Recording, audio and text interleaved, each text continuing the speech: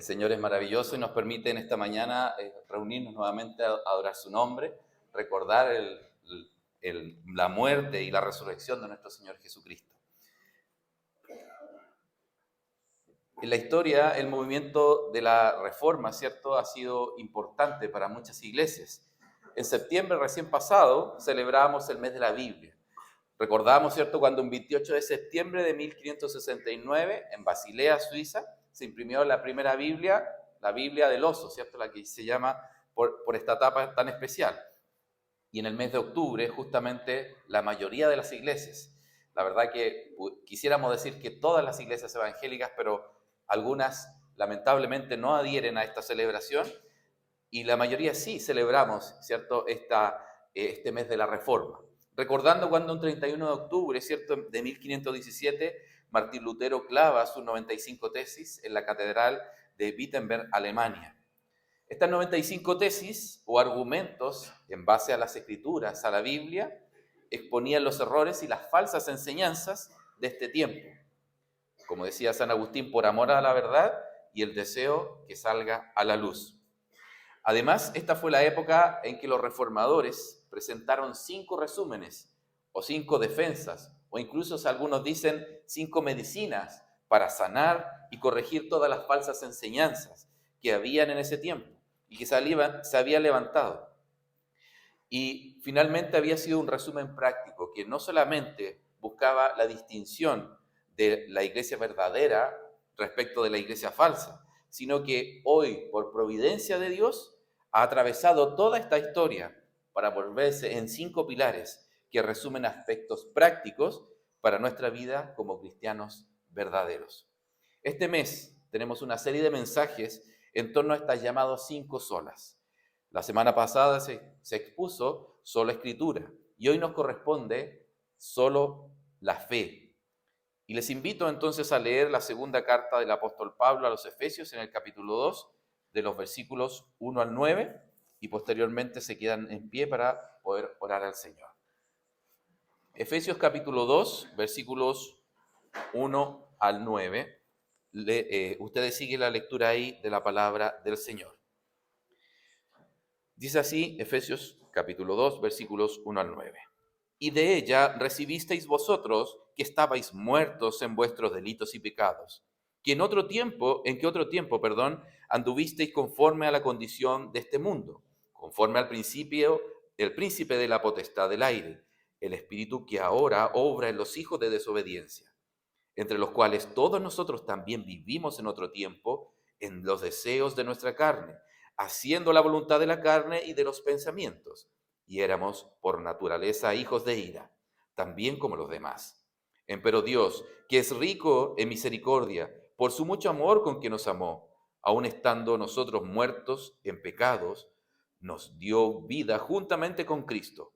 Por gracia sois salvos.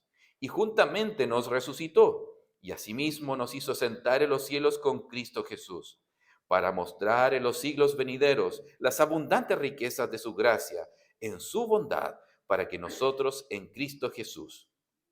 Porque por gracia sois salvos por la fe, y esto no de vosotros, pues es don de Dios, no por obras, para que nadie se gloríe. Oramos al Señor. Amante Padre Celestial que estás en los cielos, vamos ante ti, Señor, de forma humilde, Señor, y de forma sincera, esperando, Señor, que tu palabra pueda, Señor, hablar a nuestros corazones, a nuestras mentes en el día de hoy. Ten misericordia, Señor, porque nos reconocemos pecadores, Señor, por tu palabra, y también sabemos, Señor, que muchas veces te fallamos. Te rogamos, Señor, esta tu palabra nos hable, Señor, redarguya a través de tu Santo Espíritu y nos mueva, Señor, a hacer tu voluntad. Y aquellos que no te conocen, Señor, que aún están quizás con dudas, Señor, con alguna incertidumbre, tú, Señor, seas también moviendo a través de tu Santo Espíritu sus corazones para que esta tu palabra, Señor, también pueda encontrar un abrigo, Señor, en ellos y pueda, Señor, cambiar también sus vidas como lo ha hecho también con nosotros. Te rogamos misericordiosamente también llegues a aquellos que escucharán, Señor, quizás de forma diferida, Señor, esta predicación. Ten misericordia de ellos, Señor, y también alcánzales con tu bendición, tu misericordia y gracia. Por los méritos de Cristo, nuestro amado buen Salvador. Amén. Asiento, queridos hermanos. Uno de los primeros errores que los reformadores debieron exponer y corregir respecto, ¿cierto?, de lo que se decía de las Escrituras o de las enseñanzas falsas de las Escrituras, era esta falsa concepción de la naturaleza del hombre. Y no es que se haya gestado esta idea en ese tiempo, sino que desde el principio de la creación vemos cuando Satanás tergiversa esta verdad. Y cuando leemos ahí en Génesis 3, ¿cierto? Él es quien cuestiona las palabras de Dios y la naturaleza del hombre. La verdad que Dios nos revela es que el hombre es malo por naturaleza, debido al pecado que nos ha sido heredado desde justamente ahí, desde el huerto del Edén. Esto es lo que nos separa de Dios y nos condena por la eternidad. Pero vemos cómo enseñanzas con raíces en el liberalismo han manipulado esta verdad a punto tal incluso de dar vuelta a esta verdad. Y este concepto de que el hombre era malo por naturaleza pasa a ser lo contrario. El hombre es bueno por naturaleza. Ciertamente este error es el punto inicial de innumerables corrientes de pensamientos y claramente de muchas desviaciones, ¿cierto?, que han terminado incluso en sectas y lamentablemente incluso han desviado a iglesias cristianas. Por lo tanto, este es el punto de partida real. Por cuanto todos pecaron y están destituidos de la gloria de Dios. Así lo dice Pablo a los Romanos en el capítulo 3, versículo 23. Nadie está exento de pecado. Cada ser humano nacido de hombre y mujer en este mundo trae consigo la carga del pecado. No hay obra alguna que podamos hacer que pueda cambiar esta condición. Pero lamentablemente, desde tiempos memorables, se puede ver cómo el hombre ha intentado, a través de sus obras, salvarse. Como algunos dicen, incluso ganarse el cielo. A partir del siglo VII, la Iglesia Católica, Apostólica y Romana comenzó a reducir las penas impuestas para según determinadas ¿cierto?, actitudes o cambios, ¿cierto?, de ciertas acciones. Según la Iglesia Apostólica y Romana, Católica Apostólica Romana, ¿cierto?, se podían reducir las condenas del pecado. Y ellos en este siglo VII empezaron a llevar a cabo ciertas modificaciones e incluso mortificaciones para, por ejemplo, ayunar, dormir en lechos de ortiga, ¿cierto?, darse algunos golpes, cosa de reducir este castigo. Posteriormente, en el siglo XII, se establecieron las indulgencias, documentos que absolvían de pecado en cambio de ciertos actos. En un principio eran lo mismo, algunos actos de buena voluntad, ¿cierto?, de donaciones, de beneficencia, que se pedían, ¿cierto?, al cambio, ¿cierto?, de estos documentos que también certificaban, de alguna forma, que se bajaban las penas respecto del pecado. Posteriormente, lo que hicieron fue hacer un intercambio monetario, es decir, se cobraba dinero por el perdón de los pecados. Estas indulgencias, ¿cierto?, documentos que certificaban esta absolución, ¿cierto?, tenían que ser pagadas. E incluso, ¿cierto?, como conocemos a través de la historia, decían que podían sacar un alma del infierno incluso con estos pagos, con estos documentos llamados indulgencias. Si bien es cierto, es repudiable y totalmente fuera de las Escrituras dichas prácticas, estos conceptos no son de origen de este periodo. Cuando estudiamos el Antiguo Testamento, nos encontramos que la humanidad y ella misma representada en el pueblo de Israel, repetidamente trató de agradar a Dios bajo los rituales, malentendiendo estos sacrificios, estos deberes que debían cumplir, estas fiestas que eran convocados en sombra de lo que vendría, ¿cierto?, que sería nuestro Salvador Jesucristo. Malentendiendo esto y claramente por buscar una conciencia tranquila, ¿cierto?, a través de estos rituales, lo que hacían finalmente no era buscar a Dios de sincero corazón, ni había detrás de ellos un arrepentimiento genuino, sino que siempre estaban tratando de comprar la paz con Dios. Por esto Dios siempre demostró su enojo por esta religiosidad. Uno de los pasajes que aclara esto también está en Hebreos capítulo 10, versículos 8 al 9, que nos dice así la palabra del Señor, diciendo arriba, sacrificio y presente y holocaustos y expiaciones por el pecado no quisiste, ni te agradaron, entre paréntesis, las cuales cosas se ofrecen según la ley. Entonces dijo, heme aquí, para que haga, oh Dios, tu voluntad. Quita lo primero para establecer lo postrero. Esta es una repetición de lo que dice el Salmo 40, versos 6 al 8. Y es una explicación, ¿cierto? Entre paréntesis, que nos habla ahí, ¿cierto? De que las cuales cosas se ofrecen según la ley, es la explicación que agrega aquí Hebreos, esta carta a los Hebreos. A estas alturas, pasada toda esta historia, todas las enseñanzas recibidas por los distintos instrumentos de Dios, es de esperar que nuestra iglesia crea fielmente en la palabra de Dios, que ella es nuestra única regla de fe y práctica, como se expuso en la predicación anterior, ¿cierto?, de solo escritura. Es esperable que entendamos correctamente nuestra naturaleza pecaminosa. Pero vemos que a pesar de no creer estas mentiras, que el hombre es bueno por naturaleza, por ejemplo, muchas veces en la práctica hacemos lo mismo. Cuando seguimos creyendo en nuestras propias opiniones, en nuestras propias experiencias, al mismo nivel o incluso más allá del nivel de las Escrituras. Dios nos libre de tal forma de pensar, que es justamente lo que plantean las corrientes liberales. Dios no acepta sacrificios imperfectos y ofrendas humanas como un pago por el pecado. Podemos ser salvos solo por la fe y en la fe en Jesús como Salvador. Entonces, una vez recordada nuestra correcta naturaleza, nuestra correcta condición frente a Dios, la gran noticia es que Dios ofrece salvación. El famoso versículo de Juan 3:16 revela el enorme amor de Dios y de su Hijo por esta humanidad, por nosotros. La acción, el verbo y el plan de salvación para la humanidad, la más grande manifestación de misericordia y de gracia. Porque de tal manera amó Dios al mundo, que ha dado a su Hijo unigénito, para que todo aquel que en él cree no se pierda, mas tenga vida eterna. Y tal como lo leíamos también en Efesios 2, 4 al 5. Empero Dios, que es rico en misericordia por su mucho amor con que nos amó, aun estando nosotros muertos en pecados, nos dio vida juntamente con Cristo. Por gracia sois salvos. Por lo tanto, no es un ángel, no es María, madre de Jesús, no es un pastor, no es un documento que podamos comprar, alguna obra benéfica que podamos hacer, ni siquiera si damos nuestra vida. Nada de lo que hagamos nos podrá acercar tan solo 1 milímetro a la vida eterna.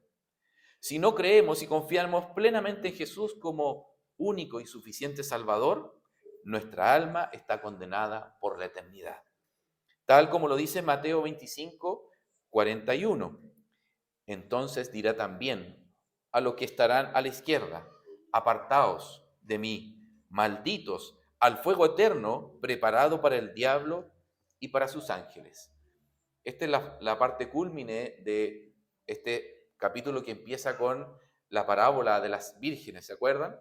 Estas vírgenes estaban juntas, estaban ambos grupos, ¿cierto?, preparados buscando a este novio que vendría.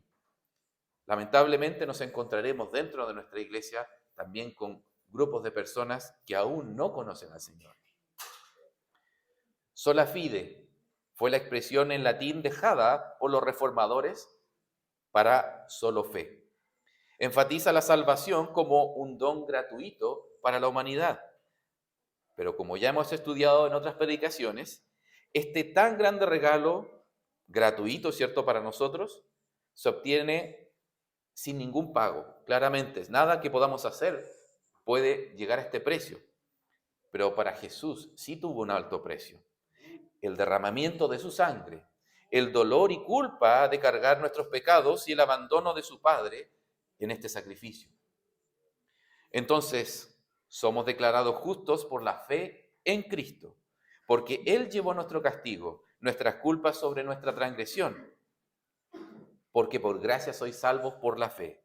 Y esto no de vosotros, pues es don de Dios, no por obras, para que nadie se gloríe. Lo leíamos ahí en Efesios 2, 8 al 9. Querido amigo, si aún no he sido suficientemente claro, puedes vivir la vida más piadosa, la vida más pura que se haya conocido. Puedes hacer las mejores acciones. Puede que tus padres siempre te hayan llevado a la iglesia. Incluso puedes ser miembro y servir en una iglesia bíblica. Pero si no te has arrepentido de tus pecados y depositado tu fe y confianza en Jesús, sigues condenado por la eternidad. Pero hay esperanza en Jesús y ya lo has escuchado. Esta fe salvadora, queridos hermanos, es la que debemos predicar.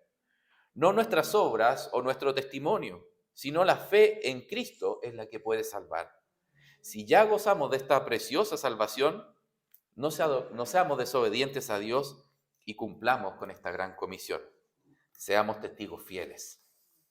Por otro lado, existe otra corriente de pensamiento que desde el tiempo también de la iglesia primitiva, más incluso atrás, cierto, que la Reforma, planteaba una idea que debido a que estábamos seguros en nuestra salvación, no importaba lo que hiciéramos, o como se conoce en resumen hoy, actualmente, con la frase salvo, siempre salvo. Pablo ataca esta idea de forma directa y clara ahí en Romanos capítulo 6, versículos 1 al 3.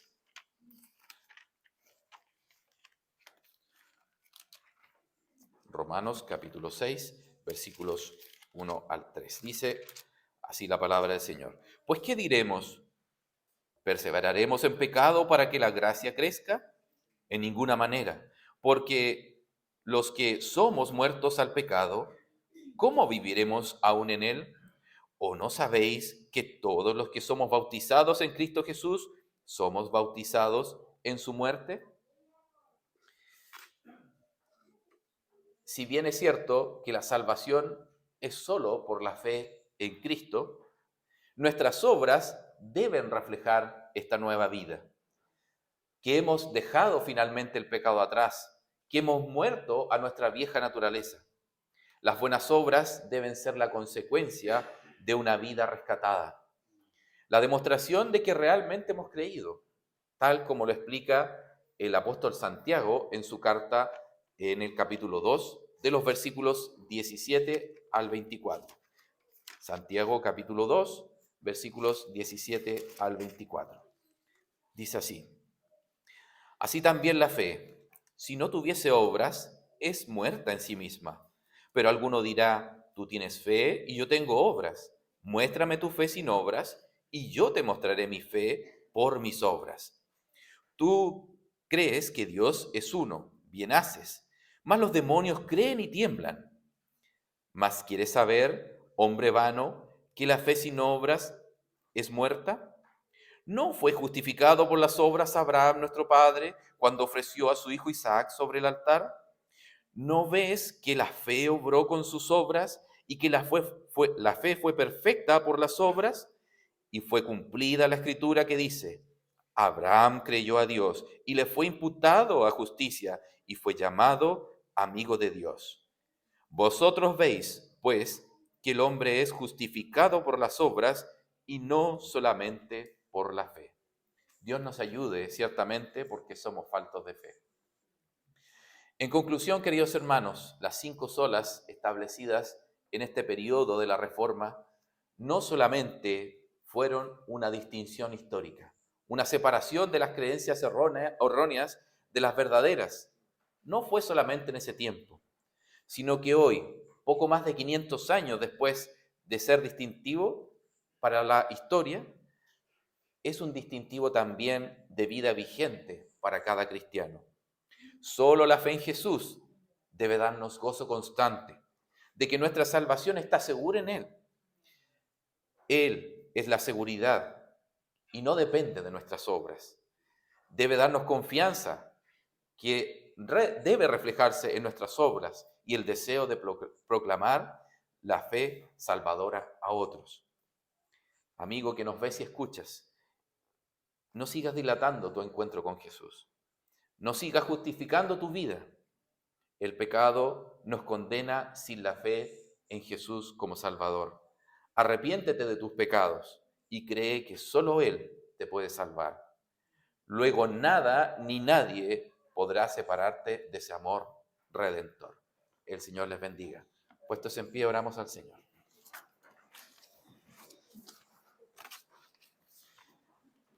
Amante Padre Celestial que estás en los cielos, agradecemos, Señor, por tu palabra. Agradecemos incluso, Señor, por la historia, que vemos, Señor, claramente tu mano, Señor, misericordiosa y poderosa, Señor, que ha preservado tu palabra, que ha preservado las verdades de ella, Señor. Gracias, Señor, porque más de 500 años después, Señor, nosotros seguimos recordando, Señor, estas mismas cosas, Señor, y te pedimos que no solamente sean un mero conocimiento, sean un distintivo, Señor, de ese tiempo, sino que sean una verdad que nuestras vidas proclamen, Señor, cada día. Gracias, Señor, por la fe que nos das en tu Hijo Jesucristo, por este regalo tan inmerecido, Señor, o desmerecido incluso, como dicen algunos. Te rogamos, Señor, que nos dé siempre de tu gracia, de tu amor, para proclamar, Señor, esta fe salvadora en Cristo Jesús. Y que nuestras obras, Señor, reflejen que verdaderamente vivimos, Señor, bajo esta fe. Agradecemos estos momentos, Señor, y pedimos tu bendición por los méritos de Cristo, nuestro amado buen Salvador. Amén. Muchas gracias, hermanos. El Señor les bendiga.